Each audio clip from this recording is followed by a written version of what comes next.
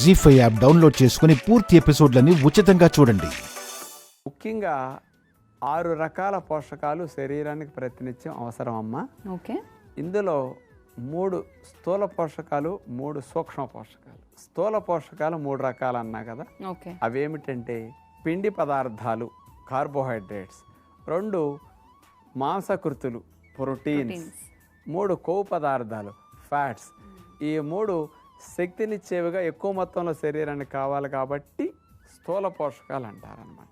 మరి డాక్టర్ గారు, ఈ స్థూల పోషకాల వల్ల ఆరోగ్యానికి లేకపోతే శరీరానికి ఎలాంటి లాభాలు చేకూరుతాయో చెప్తారా? ఇందులో ముందుగా చూసుకుంటే కార్బోహైడ్రేట్స్, పిండి పదార్థాలు, ఇవి కేవలం శక్తినివ్వటానికి, ఇన్స్టెంట్ ఎనర్జీ, తక్షణ శక్తినివ్వటానికి మాత్రమే పనికొస్తాయి తప్ప వీటి వల్ల మరో ప్రయోజనం లేదు. వస్తుంది. మనం పని చేసుకోవాలంటే శక్తి కావాలి. వాటి డ్యూటీ కార్బోహైడ్రేట్స్, పిండి పదార్థాలు అనమాట.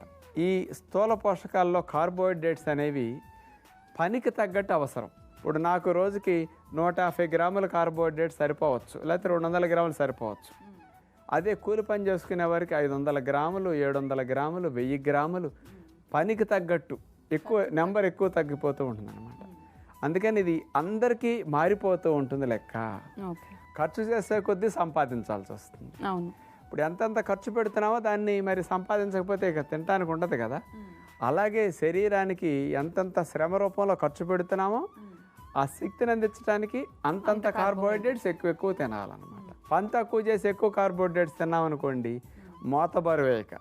అందుకని బొజ్జలో బరువు పెరిగిపోవటానికి కారణం కార్బోహైడ్రేట్స్ ఎక్కువ తినటం నెంబర్ 1 రీజన్ ఇది. ఇక రెండవది స్థూల పోషకాల్లో ప్రోటీన్స్. 1 కేజీ బరువుకి 1 గ్రామ్ మనకు సరిపోతాయి. 1 కేజీ బరువుకు 1.6 గ్రామ్ వ్యాయామాలు బాగా హార్డ్ వర్క్ చేసేవారికి సరిపోతాయి. పిల్లలకి 1 కేజీ బరువుకి కాస్త 2 గ్రాముల చొప్పున ఎదిగే వయసులో వారికి, గర్భిణీలకి, బాలింతలకి అట్లా సరిపోతాయి.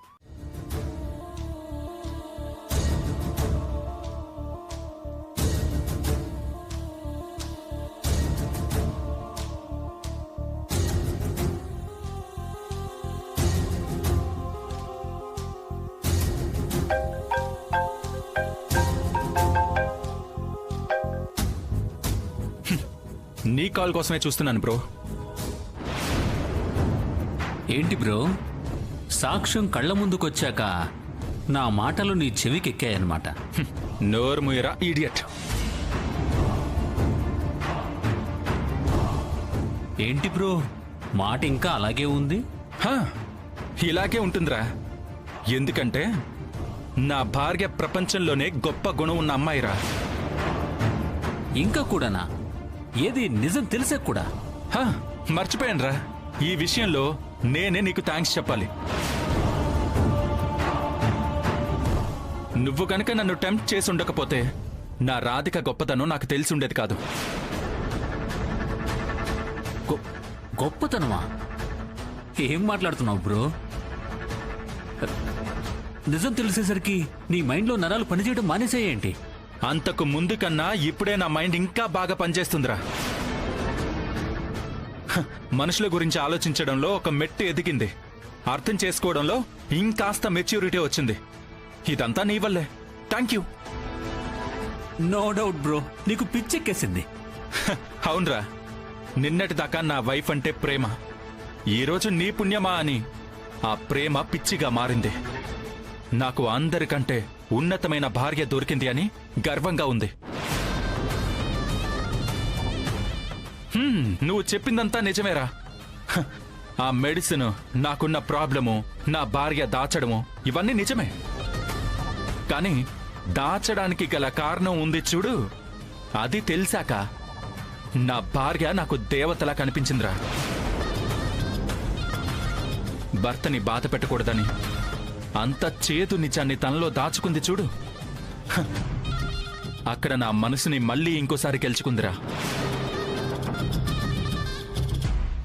నేను ఎంత బాధ పెట్టినా, ఎంత నిందించినా నిగ్రహంతో ఉండి నా మంచి కోసమే ఆలోచించింది చూడు.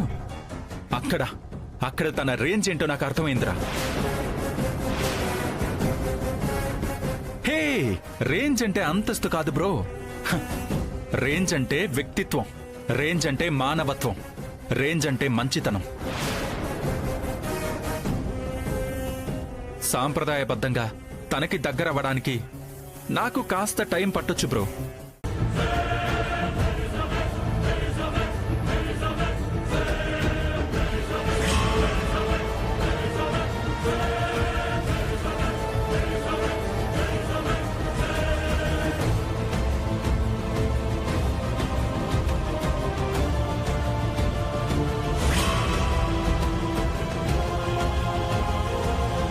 బేబీ, ఇప్పుడు జరుగుతున్న మీటింగు సామ్రాట్ తన కంపెనీ బ్రాండ్ని ప్రమోట్ చేసుకోవడానికి ఏర్పాటు చేసింది అనిపిస్తోంది.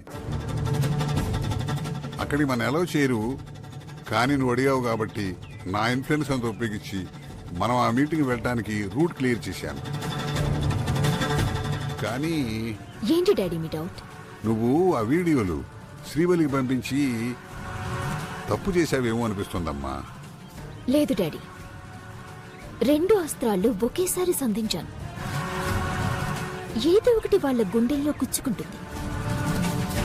ఎక్స్ప్లోర్లో సామ్రాట్ తప్పించుకోలేడు. ఒకవేళ తప్పించుకున్నా పెళ్ళాం అనుమానం నుండి అస్సలు తప్పించుకోలేడు. అదే నా ధైర్యం.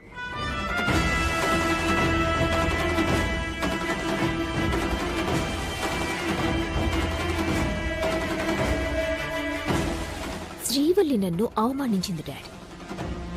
ఈ వీడియోలతో అది ఉక్కిరిబిక్కిరవుతోంది. అటు సామ్రాట్, ఇటు శ్రీవల్లి ఇద్దరిని కోలుకోలేని దెబ్బ కొట్టబోతున్నాను చూడు.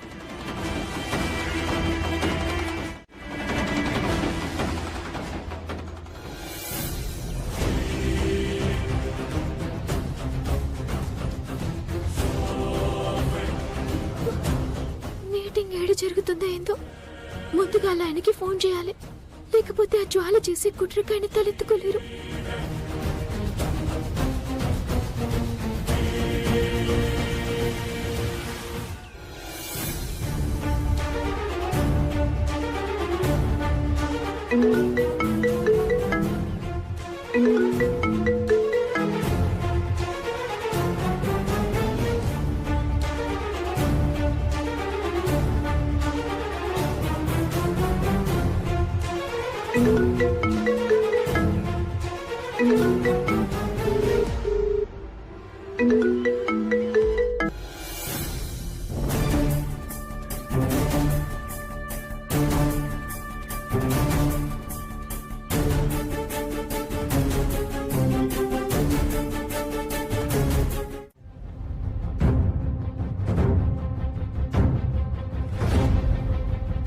వదినా, చూసావా అనుపమమ్మ ఎంత ముందు చూపుతూ ఉందో? నువ్వు గాని తగ్గావనుకో తేడా వచ్చేస్తుంది. నేనెందుకు తగ్గుతానే? చూస్తూ ఉండు. వాళ్ళు కష్టపడితే వచ్చింది. మను బయట నుండి తెచ్చిన చీరలు అమ్మితే వచ్చింది.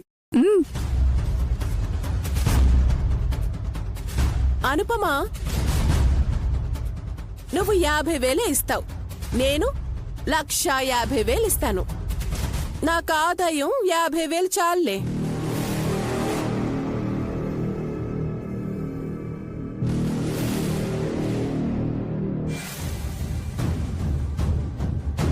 ఏంటి 1,50,000 ఇస్తావా? 10 రూపాయలు తెచ్చిపెట్టాలంటేనే 25 సార్లు ఆలోచిస్తావు.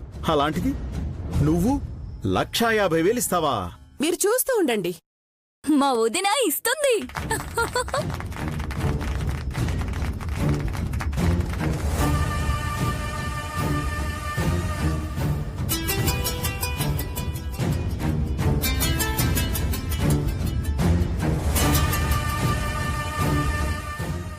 శౌర్య,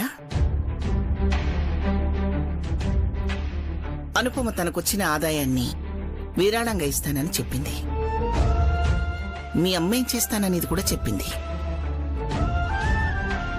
ఇప్పుడు నువ్వు చెప్పు, ఎవరికెన్ని మార్కులేస్తావు?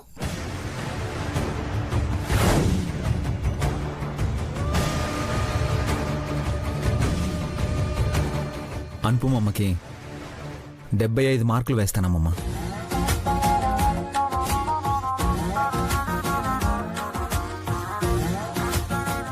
అనుపమకి 75 మార్కులు వేసావంటే నాకు 90-95 వేస్తావుగా? నీకు 25 మార్కులు మాత్రమే వేస్తున్నాను.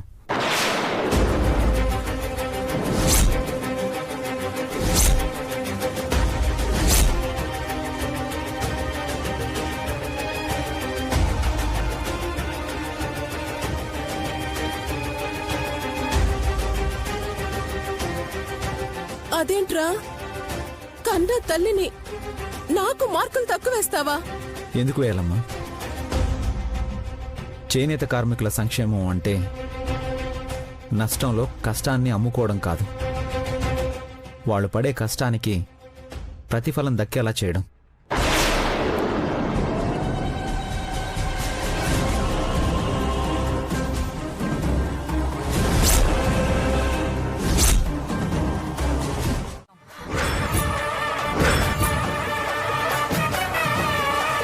చెప్పు ప్రసాద్.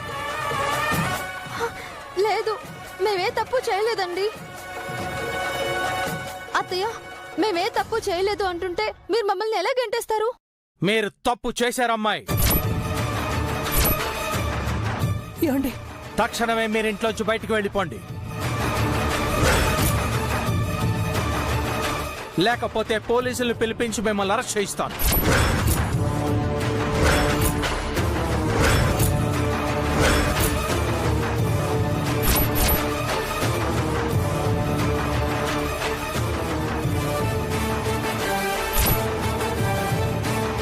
వెళ్ళండి, కట్టు బట్టలతో తక్షణమే వెళ్ళిపోండి.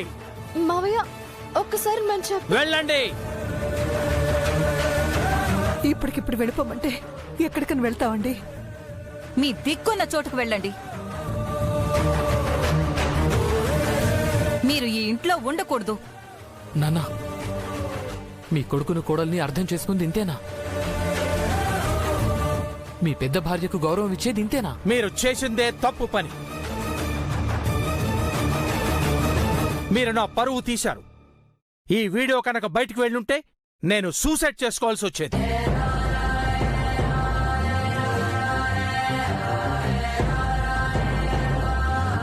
అవును బావగారు, అది టీవీలో బ్రేకింగ్ న్యూస్ అయ్యేది. న్యూస్ పేపర్లో ఫ్రంట్ పేజీలో హెడ్లైన్స్ అయ్యేది. మావయ్య, నా మాట నమ్మండి మావయ్య, నాకే పాపమో తెలీదు. వీళ్ళు ఏదో చేసి కావాలని నాపై నింద వేసి నాటకం ఆడుతున్నారు. చెప్పింది చాలు. మీ అంతటి మీరు వెళతారా, లేక మెడబట్టి బయట గంటమంటారా? అత్తయ్య, గెట్ అవుట్.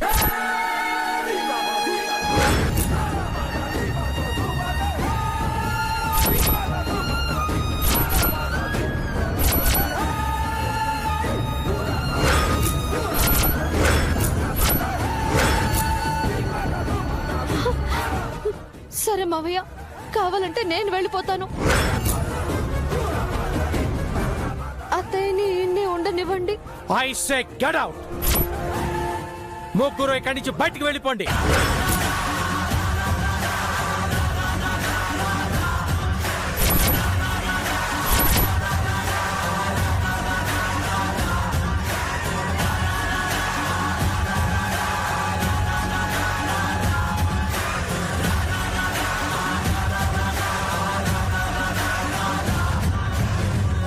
గిరిగారు,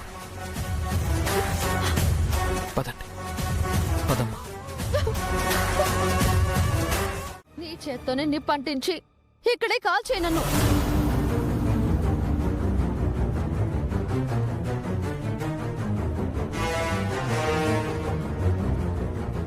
నువ్వు కట్టిన తాళితో సహా నేను ఇక్కడే కాలి బూడిదైపోతాను. అది కూడా సంతోషంగా, పుణ్యస్త్రీగా.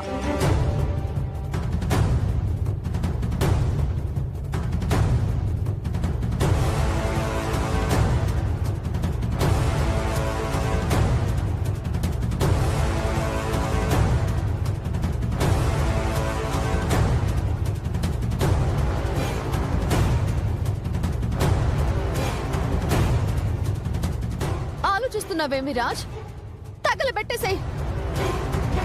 మరణ శిక్ష కంటే పెద్దది మరో శిక్ష ఇంకేం ఉంటుంది?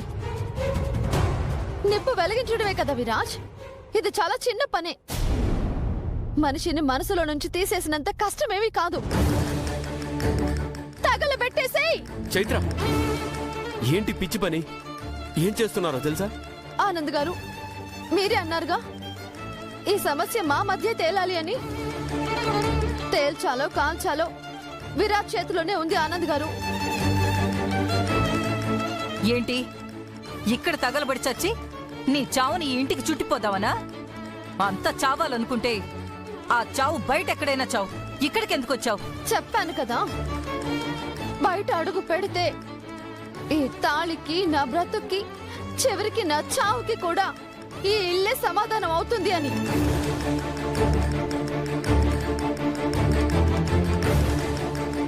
అందుకే ఇక్కడే బూడిదైపోతాను.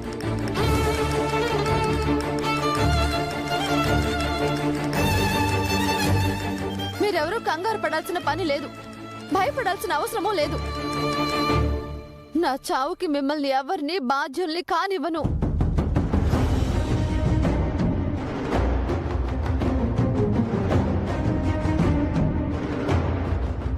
కానివ్వ విరాజ్, వెలిగించు. కాని చావులో కూడా నాకు దొరికేది మోక్షమే. నీ చేతిలో ఆహుతైపోవడం కూడా వరమని అనుకుంటున్నాను. వెలిగించు. ఆలోచించుకు విరాజ్, వెలిగి.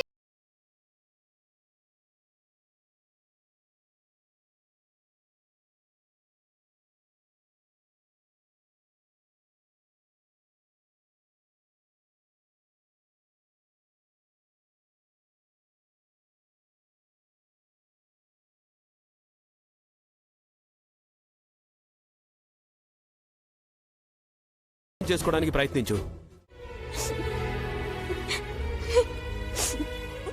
ఏంటి నాన్న ఇది? వీళ్లకు ధైర్యం చెప్పమని పంపిస్తే వీళ్లతో పాటు మీరు బాధపడు.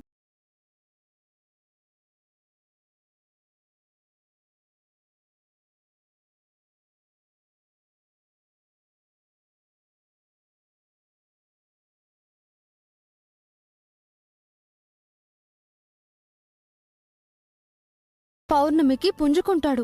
పౌర్ణమి ఆశ లేదు, పూర్తి గ్రహణమే. రాహుకేతువులు కాదు, రుణగ్రహణం పట్టింది వదలదు. అమ్మా, అదంతా మర్చిపోండమ్మా. ఆవిడ ఆవేశం చల్లారింది, భయం తొలగిపోయింది. నేనిప్పుడే ఆవిడతో మాట్లాడి వస్తున్నానమ్మా. వివరంగా కారణాలు చర్చించాను. అమ్మా, అత్తయ్య గారు మిథున తారకుల పెళ్లికి ఒప్పుకున్నారమ్మా.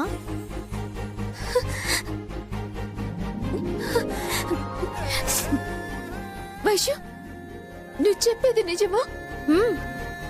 నిజంగా ఆవిడ ఒప్పుకుందా అమ్మా? అంత నిర్దాక్షిణ్యంగా మాట్లాడిన ఆవిడ ఎలా ఒప్పుకుంది వైశ్యు? మమ్మల్ని ఓదార్చడానికి, మేము ధైర్యంగా ఉండటానికి చెప్తున్నావు కదా. మీకు అబద్ధం చెప్తే నన్ను నేను మోసం చేసుకున్నట్టే.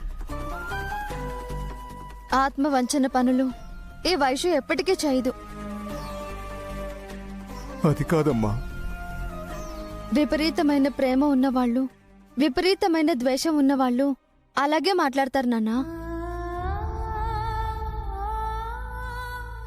ఎవరి ప్రేమలు వాళ్ళవి.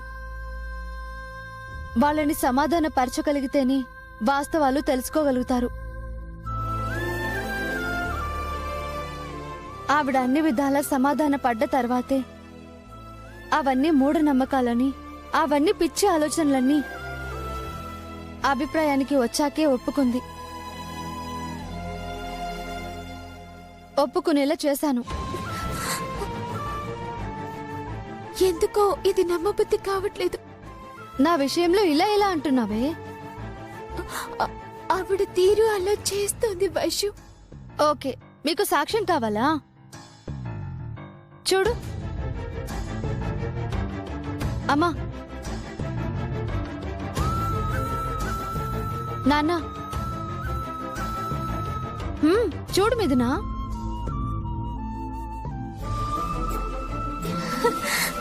వైశ్యు,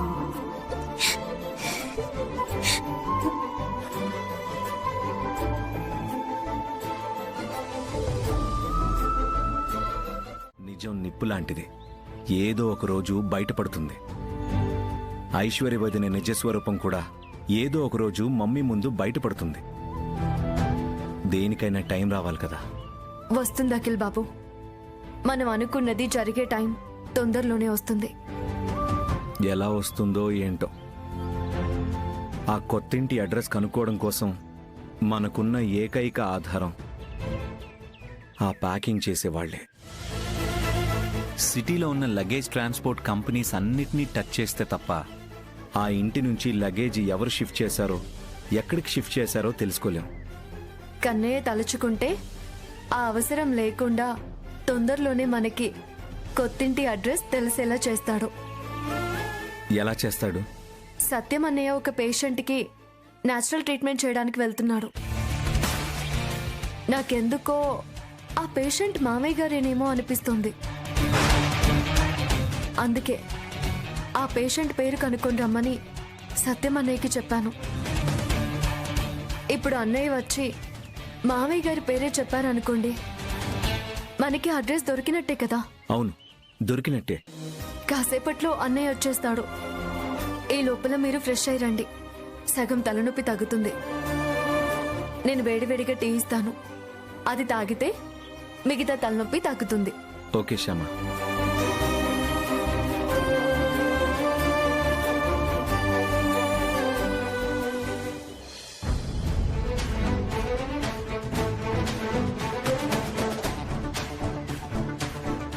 అమ్మా తులసి,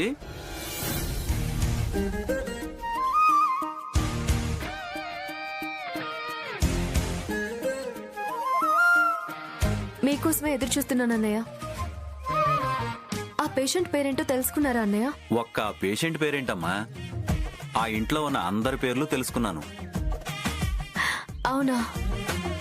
థ్యాంక్ యూ అన్నయ్య, థ్యాంక్ యూ వెరీ మచ్. చెప్పండి అన్నయ్య, ఆ పేషెంట్ పేరేంటి? ఆ పేషెంట్ పేరు సత్యనారాయణమ్మా.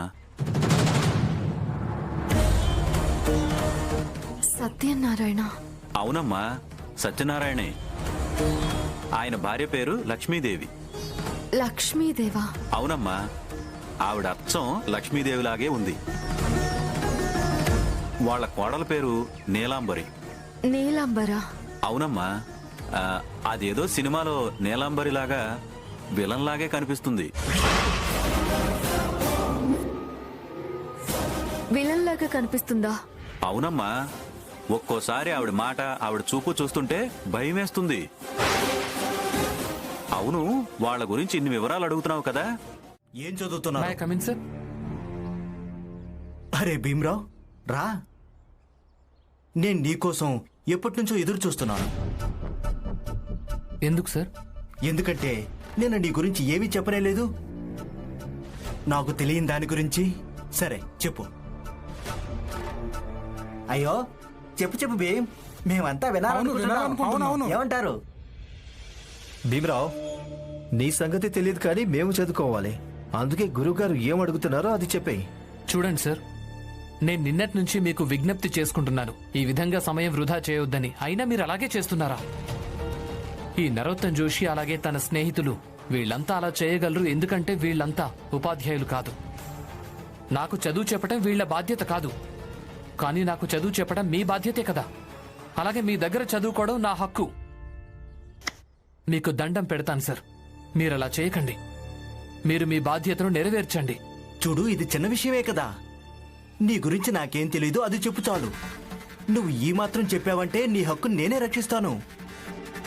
అలాగే నా బాధ్యతను కూడా నెరవేర్చుకుంటాను. సార్, బహుశా మీకు నా గురించి ఇది తెలియదనుకుంటాను, లేకపోతే తెలుసుండి కూడా ఇదంతా చేస్తున్నారేమో. నేను చదువుకోవడం కోసం, అలాగే నా హక్కు పొందడం కోసం ఏమైనా చేయగలనని, ఎంతకైనా తెగించగలనని. ఇప్పుడు తప్పనిసరి నేను ప్రిన్సిపల్ ఆఫీస్కి వెళ్లాల్సి ఉంటుందైతే.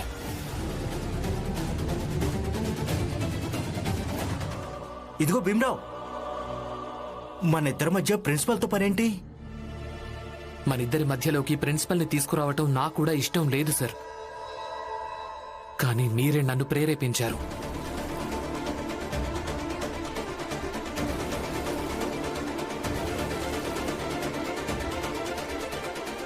ఒకవేళ వీడు నిజంగానే ప్రిన్సిపల్ దగ్గరికి వెళ్ళాడంటే? వెళ్ళనివ్వండి సార్. ధర్మానికి చెందిన పోరాటం. ఇక ధర్మం లాంటి అతి ముఖ్యమైన ఇంత పెద్ద పోరాటంలో ప్రిన్సిపల్కి భయపడడం మంచిది కాదు. అది సరే కానీ నా ఉద్యోగం, దాని మాట ఏంటి?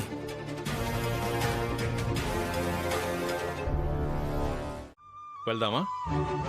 రామ్మా.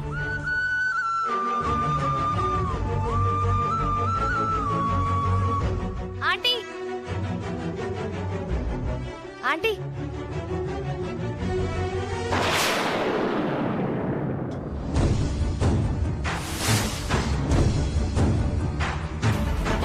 నాది మీరు కోరుకున్న జాతకం కాదమ్మా. గుర్తుపట్టారా ఆంటీ? జన్మ జన్మలకు గుర్తుండిపోయే అంతా మోసం చేశారు. ఎలా మర్చిపోతాను? జరిగిన దాన్ని మీరంత తొందరగా మర్చిపోర్లేండి. ఆ రోజు నువ్వు అమ్మవారిని చూసి నిజం చెప్పావు కాబట్టే నీ కుటుంబంపై ఎలాంటి చర్య తీసుకోకుండా వదిలేశావు.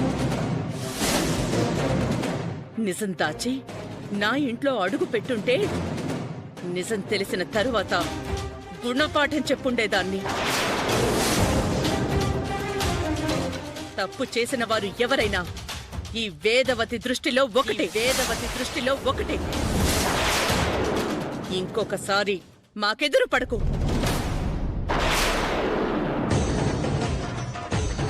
అమ్మా రా. ఆంటీ ఒక్క నిమిషం.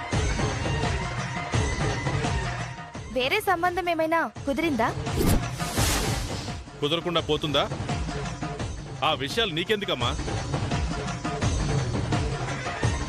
ఒకవేళ మీ అబ్బాయికి మీరు కోరుకునే జాతకం కలిగిన అమ్మాయి దొరక్కపోతే ఎవరో ఒక అమ్మాయితో పెళ్లి చేయకుండా ఉండరు కదా.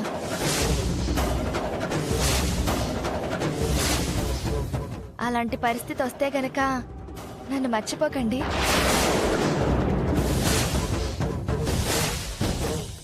It's my request. సమయం పడుతుందేమో గాని దొరకదనే సమస్య లేదు. దొరకకపోతే? దొరికి తీరుతుంది.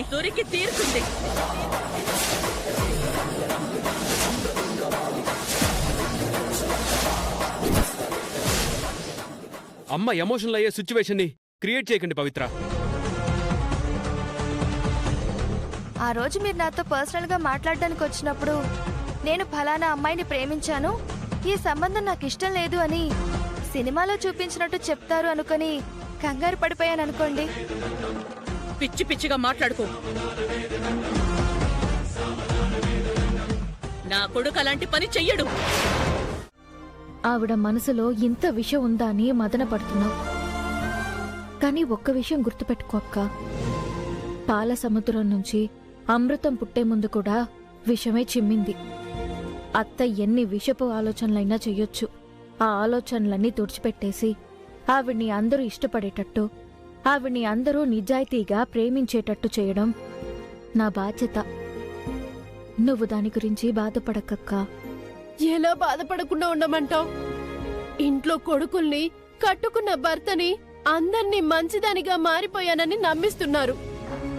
ఆవిడ మంచిదానిగా మారిపోయానని నమ్మించడం ఒకటే కాదు, నిన్ను అందరి దృష్టిలో చెడుగా పడేటట్టు చేస్తుంది. అందరూ అపార్థం చేసుకుంటున్నారు. గోవింద్ ఆ రోజు నీ గురించి చెప్పినా గోవింద్ మీద కూడా కోప్పడ్డావు. గోవింద్తో కూడా నిష్ఠూరంగా మాట్లాడావు. ఇది వెంటనే మీ బావకి, మరిదికి, మామకి అందరికీ చెప్పేస్తాను గీత. అక్క వద్దక్క, తొందరపడొద్దు. అత్తగారు కనీసం నా మీద కోపంతోటి, నా జీవితాన్ని నాశనం చెయ్యాలన్న ఉద్దేశంతోటో మిగతా వాళ్ళందరితోనూ మంచిగా ఉన్నట్టు నటిస్తున్నారు. అలాగే నటించని. ఇప్పుడు కూడా అది కేవలం నటన అని, ఆవిడ కుట్ర పన్ని ఇదంతా చేస్తున్నారని చెప్తే వాళ్ల మనసులు విరిగిపోతాయి. ఒక మనిషిని నమ్మించి మోసం చేస్తే అది ఎంత దారుణంగా ఉంటుందో నాకు తెలుసు. కన్న తల్లే బిడ్డల్ని ప్రేమ పేరుతో వంచిస్తుందని తెలిస్తే తట్టుకోలేరక్కా. నేను ఈ విషయాన్ని గోవింద్కి కూడా చెప్పలేదు. దయచేసి నువ్వు ఇక్కడ విన్నది ఇక్కడే మర్చిపో. ఏదీ చెప్పొద్దు. చెప్పకుండా అందరూ నిన్ను తిట్టుకునేటట్టు చేయమంటావా?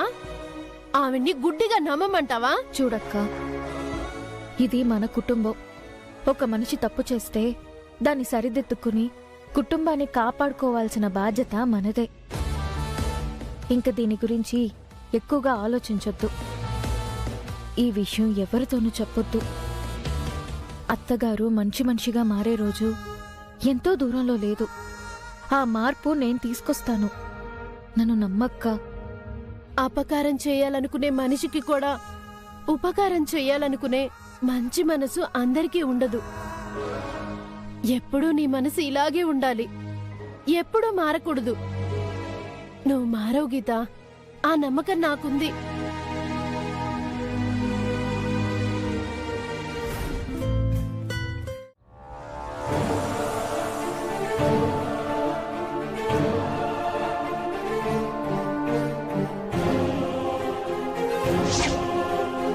నీ ముగ్గురు కోడళ్ళ గురించి చాలా గొప్పగా చెప్పావు.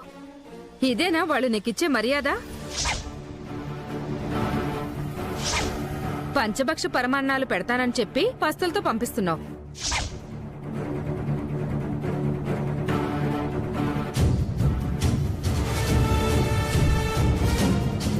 హారిక ఎక్కడా? అత్తయ్య, హారిక ఎక్కడా? బయటికెళ్ళిందిరా, వచ్చేస్తుందిలే.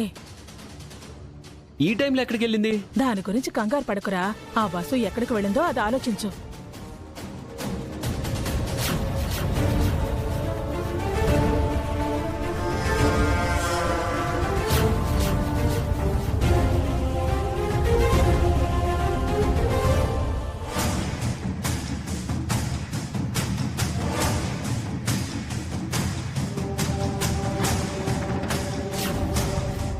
అందరూ ఎందుకంత సీరియస్ గా కూర్చున్నారు?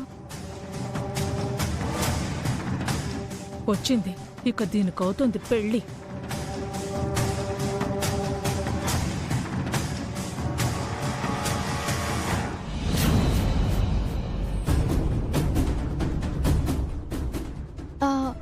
అత్తయ్య, మీ ఫ్రెండ్స్ ఇంకా రాలేదా?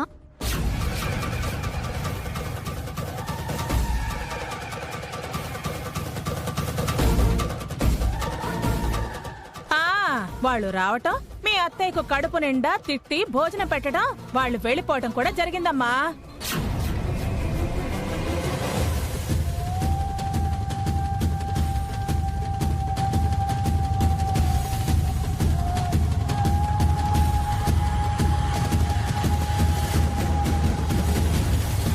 ఎక్కడికి వెళ్ళావమ్మా?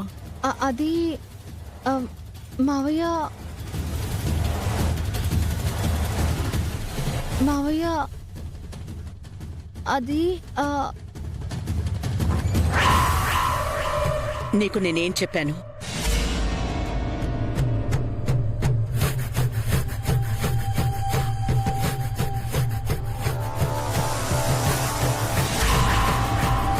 నువ్వేం చేశావు?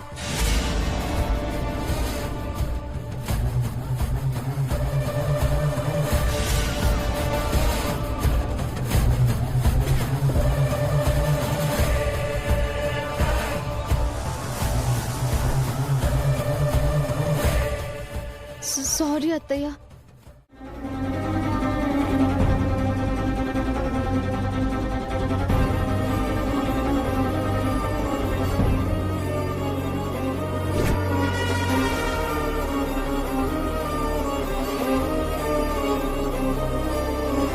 మీరెన్ని ఛానల్స్ చేంజ్ చేసినా ఎలాంటి న్యూస్ కనిపించదు, ఎందుకంటే అది అబద్ధం కాబట్టి.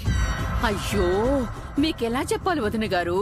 నాకు తెలిసి మ్యాటర్ బయటికి రాకుండా ఆర్యవర్ధన్ గారే తన ఇన్ఫ్లుయెన్స్ యూజ్ చేసి ఉంటారు. ఒకసారి బ్రోయిన్లకి కాల్ చేసి అడగండి మమ్మీలా. ఇప్పుడే చేస్తాను.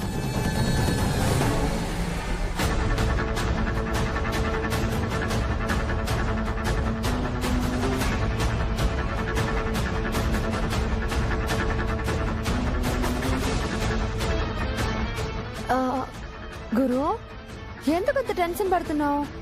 ఇలా రా, కూసో. మీ తమ్ముడికి ఏటి కాదు, లోపల డాక్టర్లు 4-5 ఇంజక్షన్లు ఇవ్వగానే టక్కులు లేసి కూర్చొని హుషారుగా తిరిగేస్తూ ఉంటాడు. చూస్తా ఉండు. నీరజ్ చాలా సెన్సిటివ్. తనకేమైనా అయితే నేను... అరే, మరి చిన్న పిల్లల అంత భయపడతావేటి గురు? సుడు, నువ్వు చాలా మంచోడివి, అందరికీ మంచి చేయాలనుకుంటావు. నీ మంచితనమే పుణ్యం రూపంలో మీ తమ్ముణ్ణి కాపాడుతుంది గురు. నన్ను నమ్ము గురు.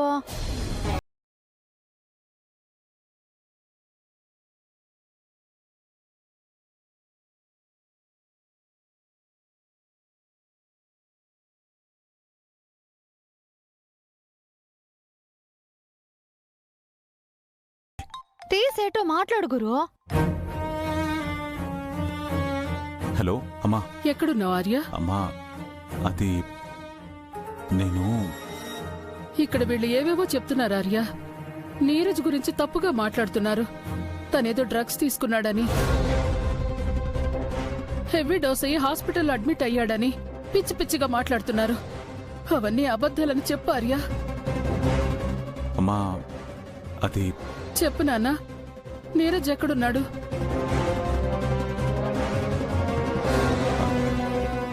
నీరజ్ హాస్పిటల్లో ఉన్నాడనేది నిజమే.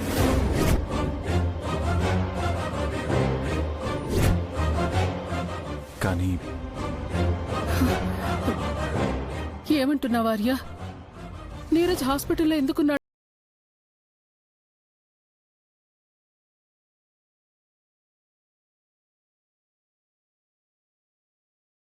ఏంటి వదిన గారు? అయినా పెద్దవాళ్ళు వాళ్ళెందుకు అబద్ధం చెప్తారు? నిజంగా నా భక్తిని మెచ్చుంటే, ఆ పాలు ఆరగించుంటే, ఆ శక్తిని నిరూపించు. దేవుడు కూడా టెస్టులు పెడుతుంది ఇది. నేను నీకు అభిషేకం చేద్దాం అనుకున్నా 5 లీటర్ల పాలను తిరిగి తెప్పించు. 5 లీటర్ల? ఆ చెంబంత లేదు కదా, అందులో 5 లీటర్ల పాలు ఎలా పడతాయి? అయినా వీడు చిన్న విధవ, 5 లీటర్ల పాలు ఎలా తాగుతాడు? ఆడు మనిషి చిన్నగా కనిపించినా కడుపు కంబాల చెరువు అంత ఉంటది, తాగేసే ఉంటాడు ఎదవ. ఇది నా భక్తికి పరీక్ష స్వామి. నిజంగా 5 లీటర్ల పాలు రప్పిస్తే నువ్వు నన్ను అనుగ్రహించి పాలు నువ్వే అరిగించినట్టు. అలా పాలు రాలేదు, నా పూజలో పొరపాటు జరిగినట్టు. మా అత్తలు మావేలకు కూడా ఆ దోషం అంటుకున్నట్టే.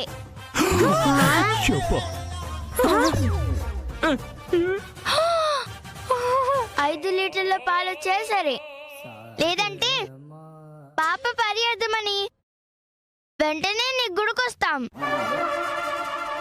నీ గుడి చుట్టూ 1001 ప్రదక్షిణాలు చేస్తాము.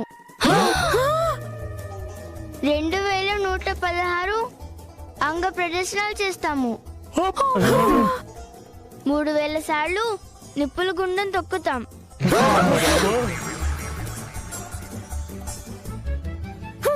1001 ప్రదక్షిణలా? 2116 అంగ ప్రదక్షిణలా? 3000 సార్లు నిప్పుల గుండం తొక్కాలా? అమ్మో, అవన్నీ చేస్తే మన ఫోటోలకి దండలు పడిపోవడం ఖాయం. శంకరా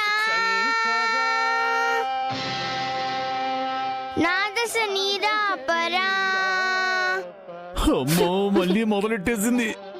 పాలైనా రావాలి, శివుడైనా రావాలి, లేదంటే అది అనంత పని చేస్తుంది. శివుని ఎక్కడి తెస్తాం? పాలు తెస్తే బెటర్. జీవేశ్వర శంకరా. డాక్టర్, నేను నొప్పి భరించలేకపోతున్నాను. నాకు కడుపు నొప్పి వస్తుంది. ఓర్చుకోవాలమ్మా, కాస్త ఊపిరి పీల్చుకోండి, టెన్షన్ పడొద్దు. లేదు లేదు, పేగు మెలుస్తున్నట్టుంది. ఈ నొప్పి భరించలేకపోతున్నాను. కొంచెం ఓర్చుకోమ్మా. బీపీ చూడండి. నా వల్ల కాదు డాక్టర్. కొంచెం ఓర్చుకోమ్మా, అయిపోతుంది. పుష్టి అమ్మా, కొంచెం ఓర్చుకో. ఓర్చుకోమ్మా, ఒక్క 5 నిమిషాలమ్మా, ఒక 5 నిమిషాలు అంతే. నా బిడ్డకి ఏమైనా నేను పడ్డ కష్టమంతా వృధా అయిపోతుంది. నువ్వు టెన్షన్ పడకమ్మా, ఏం కాదు. ఏం కాదని మీరు గ్యారెంటీ ఇస్తారా? ఏమలేరు కదా. Control your self. ఇంకా 20 రోజుల తర్వాత నాకు నొప్పులు రావాలి, అప్పుడు కదా నాకు అనుభవాలి. ఇప్పుడు నొప్పులు రావడం ఏంటి? నాకు ఇలా చేస్తే బ్లడ్ ప్రెషర్ పెరిగిపోతుంది. ఇప్పటికే హై బీపీ ఉంది. కండిషన్ క్రిటికల్ అవుతుంది. ప్లీజ్ అమ్మా కోఆపరేట్ చేయి. నా వల్ల కావట్లేదు. ఈ నొప్పి నేను భరించలేకపోతున్నాను డాక్టర్. Doctor please please. అమ్మా.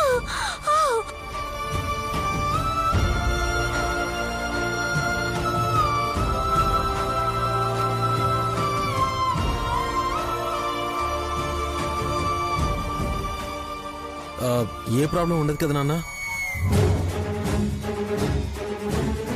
నాకేం తెలుసురా? నేనేమైనా డాక్టర్నా? ఇన్నాళ్ళు హాసిని పట్టించుకోలేదు కానీ ఇప్పుడు కన్సర్న్ చూపిస్తున్నావా? కోపడకండి నాన్న, మనం హాస్పిటల్లో ఉన్నాం. ఏ రోజు అమ్మాయి పక్కన లేడు వీడు. ఒక్క మాటైనా ప్రేమగా మాట్లాడి ధైర్యం చెప్పారో ఎప్పుడైనా? మంచిగా ఉన్నా మీరు భరించలేరనుకుంటా. ట్రై పోరా, నీకే మీ అమ్మ దగ్గరికి వెళ్ళు. బ్రో కొద్దిసేపు అక్కడే ఉండు ప్లీజ్. అనయ్య ప్లీజ్ వెళ్ళు, మేమున్నాం కదా. సర్లే.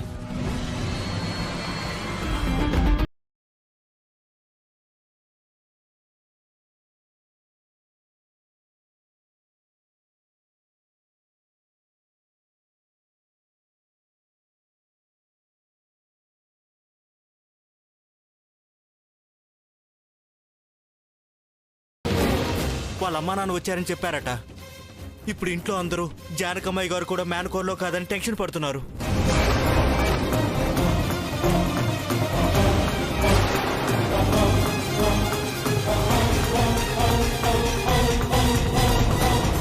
టెన్షన్ పడాల్సిన అవసరం ఏం లేదంజీ. జానకి ఎక్కడికి వెళ్ళిందన్నో? గుడికబ్బాయి గారు. సరే నేను చూసుకుంటాను, నువ్వు ఇంట్లో వాళ్ళు టెన్షన్ పడకుండా చూసుకో. అలాగే అబ్బాయి గారు.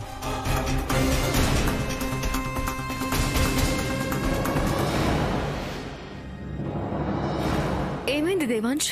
వైదేహి వాళ్ళ అమ్మా నాన్నలు వచ్చారని చెప్పి వాళ్ళని కలవడానికి వెళ్ళిందంట.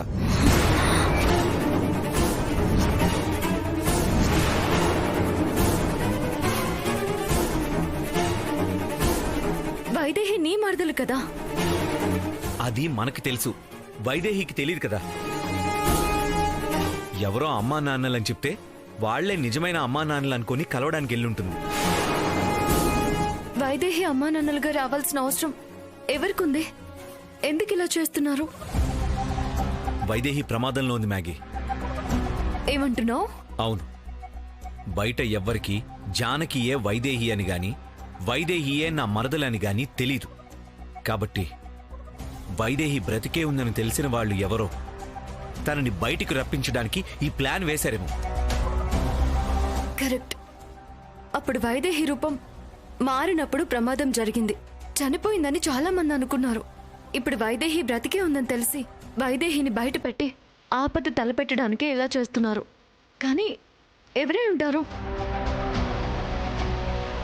చెంచల అనుకుందామంటే ఇప్పుడు నిన్ను తీసుకురమ్మని చెప్పింది కదా. మళ్ళీ ఆ తల్లిదండ్రులతో నాటకం ఆడించదు. అయితే ఇంకెవరై ఉంటారు? ఎవరైనా కానీ ఇప్పుడైతే వైదేహి ప్రమాదంలో ఉంది, వెంటనే వెళ్ళి కాపాడాలి. నువ్విక్కడ చెంచలాన్ని మేనేజ్ చేయి, నేను వెంటనే వైదేహి దగ్గరికి వెళ్ళొస్తాను. సరే దేవాంశ్. జాగ్రత్త.